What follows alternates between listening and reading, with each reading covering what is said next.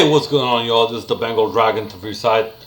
Make sure to hit that like, subscribe, bell notification button. That's all your support really makes this, helps this legally blind YouTuber remain motivated to continue making many videos in this channel, and through the YouTube algorithm will really help this channel grow. Right? If you've seen my posts, got a new PC recently. Just trying out the camera right now, the camera app right now. Hopefully everything's good. All right, and just drinking some coffee. Pre-gym coffee. And I am going to do this in one take, so don't mind if you hear any slurping or anything. Right. Okay. Recently one of my YouTube friends, okay, yeah, I call her a friend. Okay, because I like to watch her content and do the like comment, like, subscribe, all that. Okay. Alex, she just started a new playthrough of The Last of Us Part 2. And by the way, in my upcoming video, I am going to credit her with something. Because as I mentioned to some people, it's not necessary that people will give you explicitly good ideas, but there are things that people can say or do which can act as thought facilitators, that it will prompt you to think a certain way. Okay, and yeah, I'm going to mention something about in that lines with Alex, and something that she did, which made me appreciate God of War storytelling even more. Okay, but she just started a playthrough of The Last of Us Part 2. And I've seen other people, I think another guy, OMG Shine or something, just finished a playthrough of The Last of Us Part 2. Okay. I played The Last of Us Part 2 on this channel. Look it up if you want to search for it. Either this or Blind Man Reviews channel, or even both. I played the game. But this was a long time ago, before I got this much expertise in basically qualitative content analysis, okay? Because that's pretty much what I'm doing right now academically, okay? And basically, it's going to be part of my professional credentials, okay? An expert in qualitative content analysis.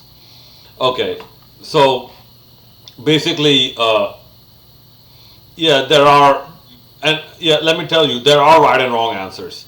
This whole thing that everything under the sun is subjective, so there are no wrong answers. This is one of the biggest pieces of nonsense that people can try and shove down your throat. Okay. But the world is not as concrete as we think. That is also true. It is. Listen, the reality is just like the Earth. This is how I like to put it. There are liquid parts of the Earth and there are solid parts. Just like that, there are, when it comes to everything, how people perceive it, there is a liquidity to it, there's a fluidity to it, and there is a rigidness, a concreteness to it. But anyways, back to, sorry about that digression, but back to The Last of Us Part 2. Okay, I saw some playthroughs recently, alright, and maybe, depending on how the poll results do, I might play that game again, but here's basically what I was able to pinpoint my biggest problems, multiple problems are. Okay. First, obviously the agenda-driven narrative, like the elements of the agenda-driven narrative. See, when they had such elements in, let's say, games like Fallout 3, Fallout New Vegas, Fallout 4, and whatnot, it didn't feel part of the main game. It wasn't mandatory. And this is how normal people actually think. Okay, okay, not okay, maybe normal is the wrong word. This is how your average human being, your regular people, this is how they think. Okay, they don't want to draw all the attention towards, let's say, their gender preference whilst dating or whatnot. Okay, no, they don't do that. But it seems that Naughty Dog made that one of the central parts of this game, which why it didn't work. This is why, like, let's say Terminator Dark Fate, they turned that into, like, a part of Terminator Dark Fate, which is why it didn't work. Okay, like, because if you keep having that type of message and it like you're trying to constantly shove it down someone's throat, right? People did not pay money to be politically educated. And besides, if you want to make that argument, there is almost no one who can make a stronger argument than me that why aren't any of your protagonists disabled? You don't see me making that argument. But yeah, so the parts like what's that bigot sandwich, and like the whole forced romance angle and whatnot. It's cringeworthy. I'm sorry, it's cringeworthy. Okay, and see when Fallout does such a thing, right? It's optional. It's not part of the main quest. Okay, let's say Mortal Kombat X. Okay, if I'm not mistaken, Kung Jin was attracted to the same sex, right? And that pretty much remained. No one cares. I'm like, okay, if that's your preference, that's your preference. That was never part of the main story. And see, okay, yeah, that's another thing I'm gonna get into. Like it's the narrative. Okay, so that was my first problem. Okay, it's the political messaging.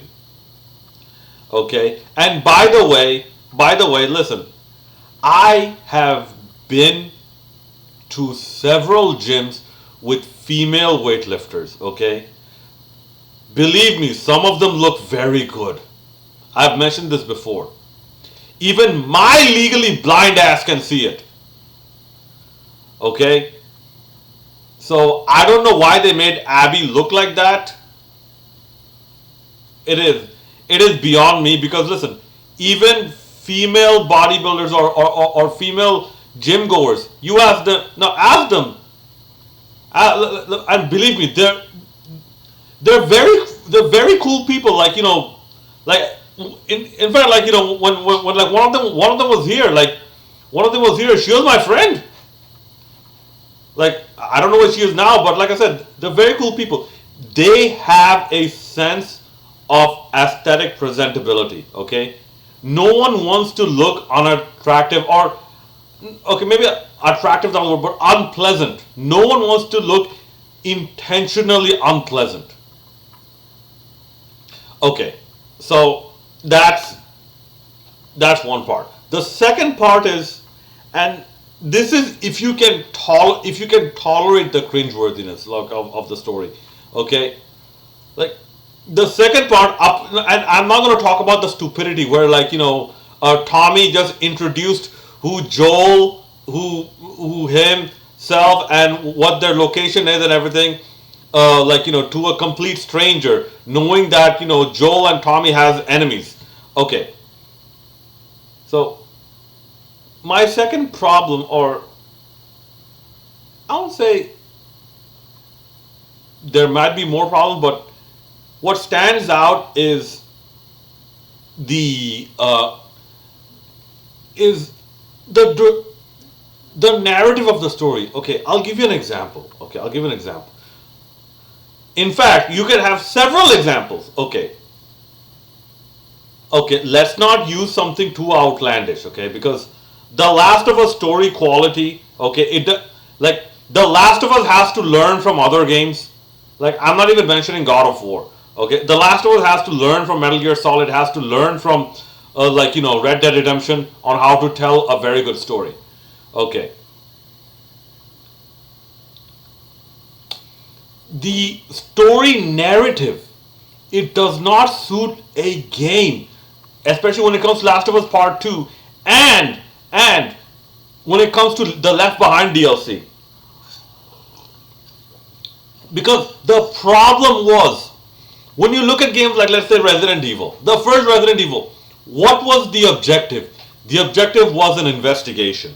Okay, so you have an open minded type of, uh, or rather, you have an open ended objective where many things become possible. Resident Evil 2, what was the main objective? The main objective was to escape Raccoon City. Resident Evil 3, main objective, escape Raccoon City. Resident Evil 4, rescue Ashley and escape with her. Okay. So, okay, and Code Veronica, I am the specialist and I have already explained what the narrative is. Go look at those videos.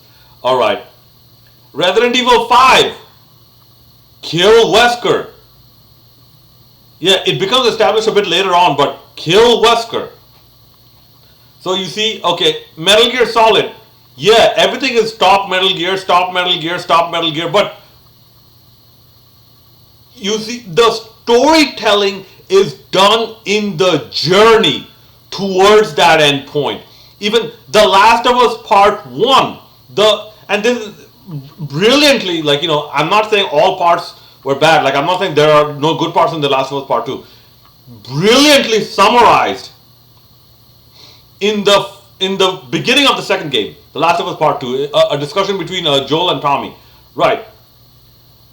The whole thing was to get Ellie from basically wherever they were.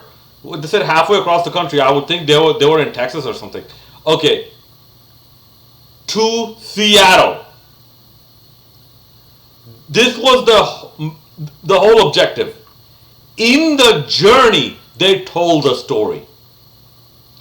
Okay, that was one of the strengths. Well, not only The Last of Us Part 2, you pick up any good game, that's the strength of it. It sets an endpoint or with minimal change, and it will tell you a story through the journey. The Last of Us Part 2, what is it about? Go to this point and kill some clickers. That feels like a Fallout side quest. In the journey, play some snowball fight. That feels like another side quest. And during the journey, now, yeah, you have a Joel flash. You sit down, take a break, have a Joel flashback. That feels like another side quest. Then you go from point A to point B and collect a tape recorder. That's another side quest. Then with Abby Lesnar, Steiner, Schwarzenegger. Okay. At least Abby has a bit more of a rigid endpoint, but still that keeps changing so much. Oh God. Okay, Abby, yeah. Find who killed Joel. Find who killed Joel. Okay, that's a good endpoint.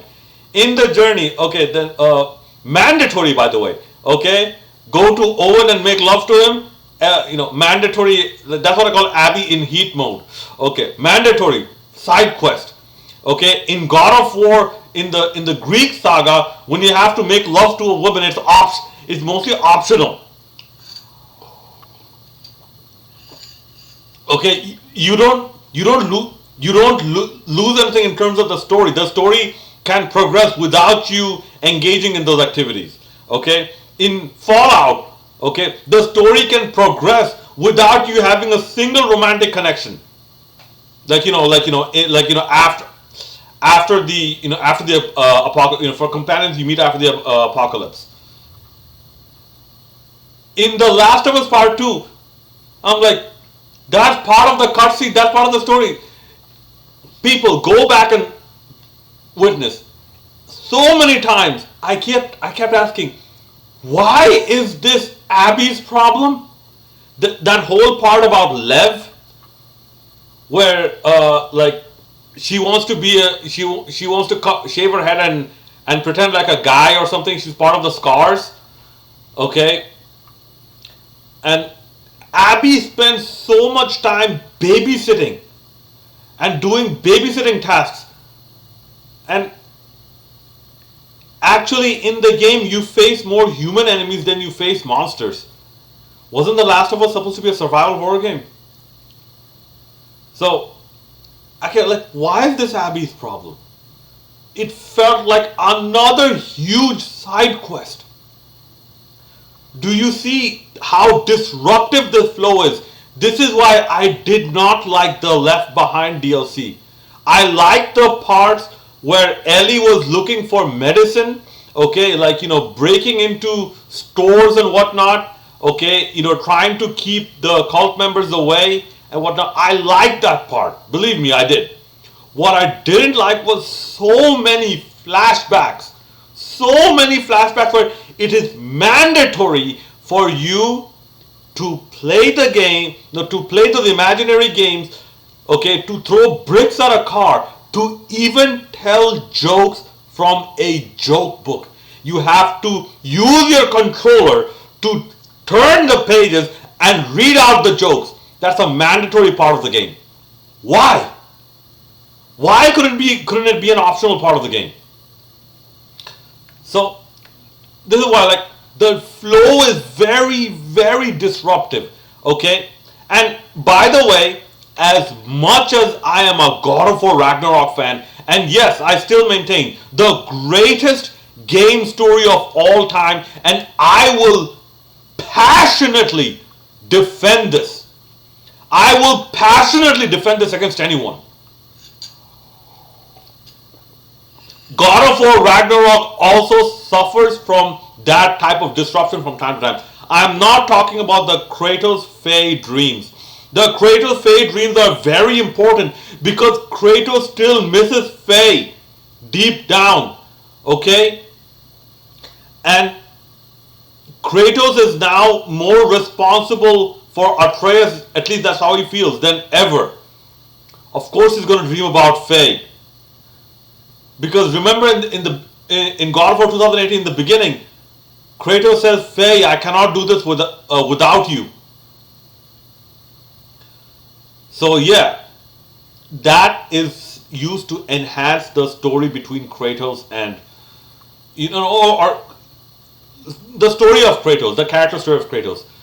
Where the disruption were the Angrboda segments. Okay? And because I honestly felt those were unnecessary. Yeah, you could have established Angrboda was important to Atreus. You could have done it in a more efficient way. But apart from that, the Kratos, the Brock, the Mimir parts, the Freya parts, they were done so well. They were done so well that despite the distractions, God of War Ragnarok is the greatest game story of all time. So, The Last of Us Part 2 is filled with those distractions. Why is the love scene between Ellie and Dina required? Why is the love scene between Abby and Owen required? Why? Wait, it doesn't make sense. Like, how does that add to the game? And I would like to close off by saying that this is something I have seen other people mention as well, and I agree with them. The Last of Us Part 2, it seems one of their biggest problems is they tried to tell a drama or a book story in the form of a game, and that doesn't work. Because the dynamics of how a game story works compared to how a movie story works or a book story works is a bit different. It's like making the James Cameron Titanic movie into a game. The Titanic movie, okay, it was made with very good pacing and it was made with very good detail and with very good directing as well. At least, that's what most people say. but it works. Actually, it works more as a movie than it does as a book. A book is still limited, and a book is still limited, and like one has to like, retaining the flow is a very important aspect of books. Okay, because like this all comes down to the perceptual capabilities of humans, and the retention abilities. But that's a topic for another video if it ever gets made. But as a game, Titanic will never work. As a game, Terminator 2, when they released on the Nintendo, it didn't work. As a game, okay, I won't say much about RoboCop 2 because RoboCop 2 I enjoyed the gameplay, but if you're trying to get the story of RoboCop 2 by playing the NES game, it doesn't work.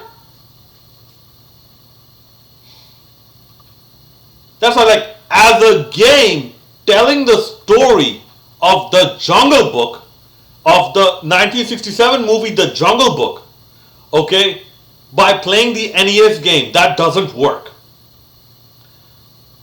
So that's why The Last of Us 2 and Left Behind, actually more The Last of Us 2, less The Left Behind. The Last of Us Part 2 feels like a drama or a soap opera converted into a game, and that conversion was not good. This is what I actually found out from other people as well, that it works as a Netflix series. It works as a HBO series, but as a game, it doesn't work. Those are my thoughts. Let me know what you think about my opinions on The Last of Us Part 2, and my position that it works more as a series, or better as a TV series, or as an episodic content, a watchable content, instead of an actual game. I'm looking forward to your comments and thoughts and replies. Sorry if I spoiled The Last of Us Part 2 to anyone, but then again, the game has been out for a very long time. Alright, this is your boy Tanrisai, the Bengal Dragon, signing out.